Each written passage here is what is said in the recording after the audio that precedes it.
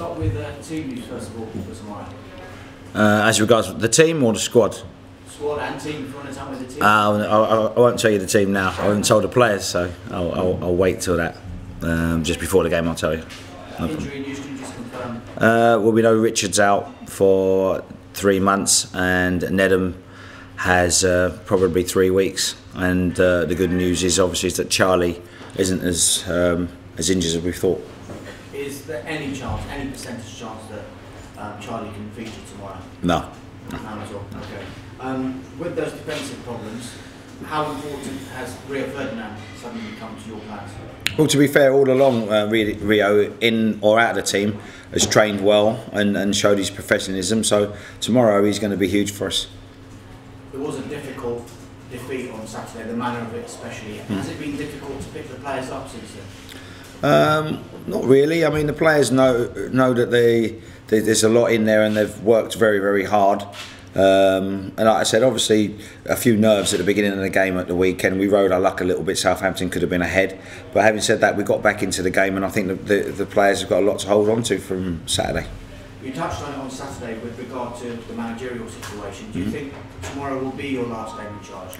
I don't know. I honestly don't know. No one's said anything to me. Like I said before, I took the game at the weekend. I'm an employee of the club, head of player development. I generally coach most of the teams at the club. So, you know, fortunately for me, I'm now coaching the main team, and I'll do so until they tell me otherwise. Well, what's Tony actually said to you, Tony Fernandez? Has he just told you just to get on with it until further notice? Well, when Tony brought me in, Les advised him to bring me in, and you know, they were confident that I could deal with most of the coaching side of the club, and you know, I'm sure Tony has every confidence that I'll do what's best for the club. Do you expect it to be Tim Sherwood though? No, not necessarily. I mean, obviously, when you're dealing with such speculation, I know that Les and Tony and the owners will go through you know, a process of elimination with other candidates, and I'm sure that the fans would want to see, you know, a transparent procedure that allows us to bring the best person in. You said you speak to Tim. Yeah. Now, have you spoken about this job? Well, I'd be a liar to say that I haven't, because you know, you speak to lots of people that you know in the game about the job, but him specifically, you know, and this job. Well, I've spoken to quite a few of my friends about the job, because I do have other friends, you know, in the game.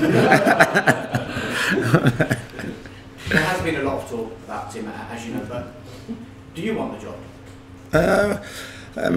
I said this on Saturday. I mean, obviously, from my personal point of view, as a coach, you know, someone who's gone the long route round, if you got offered a chance to coach a Premiership team, you'd have to jump at the chance, wouldn't you?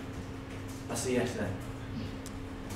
Well, no, it's what I said. I'd jump at the chance if I was offered the job. But more importantly for me is that QPR stay above that line on the final day of the season, regardless whether I'm here or regardless whether it be anybody else. Whatever happens with this managerial situation, does it need resolving quickly now though? Because there's not many games left in this season, is there? But it depends how much magic you think one person can do in a short space of time. I mean, it's really down to the quality of the players and the quality of their efforts for the fans and the owners. That will make the difference. I mean, somebody coming in now obviously will help to galvanise things if it was the right person, but we have to really rely on the abilities of the players to come through. I'll ask you about the game now. It is another away game, and the away form's not great with regard to results. Can you put your finger on why it's been like that this season? Is it a psychological problem now, and how do you think you can solve it? There's no way of putting your finger on what happens. I mean, like most teams that struggle, there's always a downward momentum when you're struggling and things don't always seem to work out for you. As Saturday in a home game when Charlie nearly scored and it was a magnificent save. You know, on another day that goes in. I think that there is a little bit of psychology that comes into it when you're waiting for that next victory and it doesn't happen. But I'm sure that the players are even more gritted to try to overturn the situation as it is now. There's a player on the Sunderland team that you know very well, in Jermaine Defoe. He seems to be turning their season around. Is there someone in your squad that you think can turn QPR season around? Perhaps a Mara Zarate or someone who came on and looked sharp on Saturday? Yeah, I thought he looked very sharp on Saturday. And to be honest with you, I would say that, you know, along with the other players, he's taken a claim to get in the team with his efforts in training and how he's performed, how he's been around the place. I mean, I'm hoping, I don't mind who it is. I just want somebody to pop up and you know, get us over that line. Final one from me, Chris, and it's to do with your former club, Tottenham Hotspur, what Harry Kane's been doing. Can't stop scoring, it seems. Has he surprised you, and how good do you think he can be? No, he's not. He hasn't surprised me. I mean, Tottenham have been fantastic in giving their youngsters opportunities to play. I mean, Harry's been a very good player for a long time. I've known him for a long time. I was there 9 years, and I was, you know, in charge of coaching at the academy with along with John McDermott and Perry Suckling and people like that, and helped to bring out through, you know, quite a few good youngsters. And Harry's always been a very dedicated, trains hard, single-minded player. Did you expect him to have a season like this though? Well, you're looking at how many goals has he scored? Over 20. 22 now. But to be honest with you, he's well capable. He's well capable, and he's not the kind of player that gets phased. A lot of the youngsters that have come out of there and are in the first team there, you can see they have a single-mindedness about practicing well, training hard every day, and you know, it's come out in the way he's performed this season. Thank you. Chris, is there any update on Sandro when he might be available? Well, Sandro is going to take part in some extensive training today, and we have some under 21 games and friendlies. In order to get his match fitness up, he's going to take part in that, and we're hoping that he'll be ready probably for the whole game if possible. How impressed were you with Adele? Because fans were really pleased to see him back in the side and really get playing up under the previous boss, and he seems to really put a shift in, which is all that people ask of him now. Yeah, I mean, to be honest with you, I was pleased with Adele. You know, before the game, we knew he wasn't completely match conditioned. I gave him the brief look, probably about an hour, we're going to take you off, and we knew that Zarate could come on and be exciting as well. So at the moment, you know, he's getting himself fit. He's had a good recovery day yesterday, and I'm not sure whether he's going to play or start the game on Tuesday. But you know, we'll talk about it. We'll see where he's at, and we'll see where the rest of the squad is at. Armand Traore plays on the left, and Matt Phillips also weren't playing a great deal under Harry. How have they been since they got their start and got given their chance? Were you pleased with their reaction and what they put in? Yeah, very pleased with their reaction. I mean, you know, like I said about your match conditioning, you know, you looked at Armand at the end there, you know, really trying to get himself back into shape, really working hard. And sometimes you have to look at players and think to yourself, look, they've done a shift. You have to trust your subs, and you have to now say, look, thank you very much, off you come.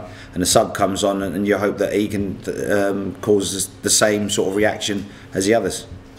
Mauro, there was obviously that sort of bit of a mix-up during the window where there was a question about whether he might be going back to West Ham. Has he got the full confidence of you now as you sort of grabbed hold of him and said what you want from him? As far as that situation, I had nothing to do with that, so I don't really know what's what. All I've done is taken the players as they are, and whoever trains well has a chance of playing. If you don't train well, then you're not going to play. And they've all trained very well. I did some pitch side interviews after the game. The pitch at Loftus Road is looking a bit rough at the minute. Does that affect players like Adele and Mauro Zarate, who look like they want to get on the ball at the time, but it didn't look in the best nick at the moment? To be honest with you, I didn't even notice the pitch. Well, you can't change that, can you? When you go out there, so you know you have to still try and play your way, and then just get on with it. Chris, from all your chats with Tim, just over the few months. How much has he intimated to you how desperate he is to get back into management? Well, Tim's a football man, and he watches it all the time, and we talk about games and players, you know, as I do with most of my football connections. I would imagine that he is eager to get back into work, because you can only play so much golf, you can only watch so much daytime TV, so I would imagine that he is eager to get back into full-time work. How good a job do you think he did at Tottenham, and was it sort of underrated? Did he sort of help set up the season that they're having now? No, he done a fantastic job there. I think that, you know, they're reaping the benefits of some of the stuff that was put into place maybe 4 or 5 years ago, and you know, helping the academy to fill the void between the first team and reserve team football. I think that was massive for Tottenham, and it's going to save them a lot of money, because they've got a lot of good players in there now. Yeah, I think it was probably underrated, the job that he did. As a friend of yours, was he harshly treated, do you think, by them? I would think that his treatment was part of the way the game is. You know, there's no rhyme or reason why things happen in the game, and shocks happen all the time. And in your recent chats when you've spoken to him since Friday, has he made it clear to you that he wants to come here, or is he still weighing up? Well, he's made it clear to me that he's eager to get back into the game. You know, and he's eager to get back on the training pitch and back in working with players, creating strategies, and hopefully winning games. And back to Rio Ferdinand. It's been quite a fall from grace for a guy that's won the Champions League, but can his experience, you think, help you in the next few months? I wouldn't say fall from grace, because you're still playing at the highest level, and you know, he's now in his 30s. I think we are looking for people like him and Bobby and Richard and Clint, some of the older pros now, to start helping the younger pros to fulfil their potential. I mean, and which they have done. That he's not really been playing much at all this season, and for a guy that was playing regularly for Man United, sure. There's a team that's struggling with what he can't get in the team. Yeah, I mean, you know, obviously that was a situation before. Even though I didn't pick him at the weekend, you know, we spoke about it before. At some stage, he knew that there was a chance that he would feature in these 2 games, and he's prepared himself, as I suppose he always did at Manchester United, to prove to everybody that he's still a good player. So it's fully fit and ready for yeah.